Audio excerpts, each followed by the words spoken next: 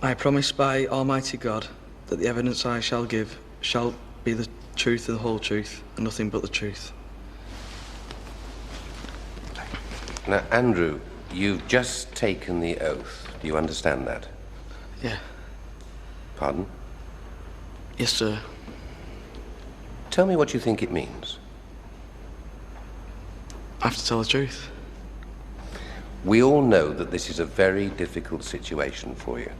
So, all I want you to do is to answer the questions as clearly and as truthfully as you can.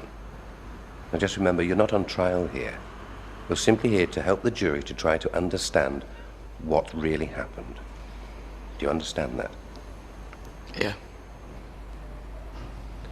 Mr. Hamilton-Jones. Hello, Andrew. Shall I call you Andy? If you like.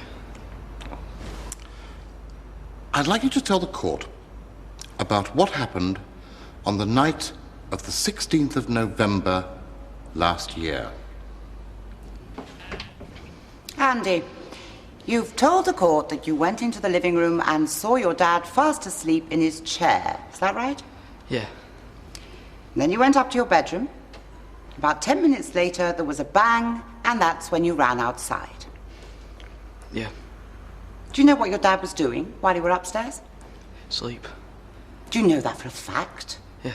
Oh, you were upstairs and he was downstairs. You can see what I'm saying, can't you? I suppose. You don't actually know what he did when you left the living room, do you? I suppose. When you went outside, he was already at the barn. Is that right? Yeah. Do you know how long he'd been out there? He must have ran out when he heard the bang. But you didn't see him do that, did you? No. You didn't, did you? So he could have been anywhere. Mr. Carter has told the court that he saw your father in the barn shortly before the fire started. Yeah, but he's lying, innit? I'm telling you, Kate, Dad was asleep.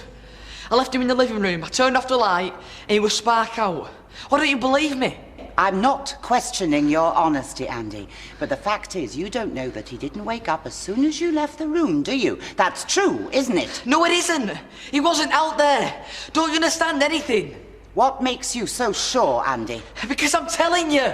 It's all right, Andy. There's no need to get upset. If there's something else you can tell us that will help to establish where your dad was, then we'd like to hear it.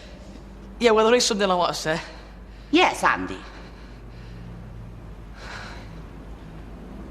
Oh, I've had enough of this. Andrew?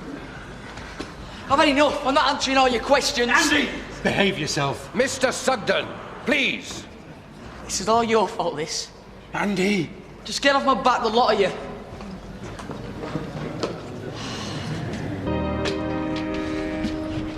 Do you really want your dad to go to prison, Andy? Because if you do, you are going the right way about it. It's not gonna help Dad if you go shouting off in court saying it's his fault. Like you care. You're the one who thinks he did it. Stop What? it, both of you, right now.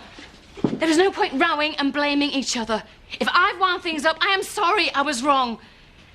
Now listen to me, Andy. The judge understands how upset you are, and he's prepared to forget about today, amazingly, considering he had to adjourn the whole proceedings because of you. Just go into that court tomorrow and answer those questions as best you can. Then you have to leave it to the lawyers and the jury. There is nothing else you can do, Andy, nothing. You are so flaming thick. You don't understand anything. Why don't you go back to your ponce little house and leave us alone? You don't want to look after us anyway, so why don't you snap off like you did before? Only this time, don't come back. Come on, Andy, we were getting on fine this morning.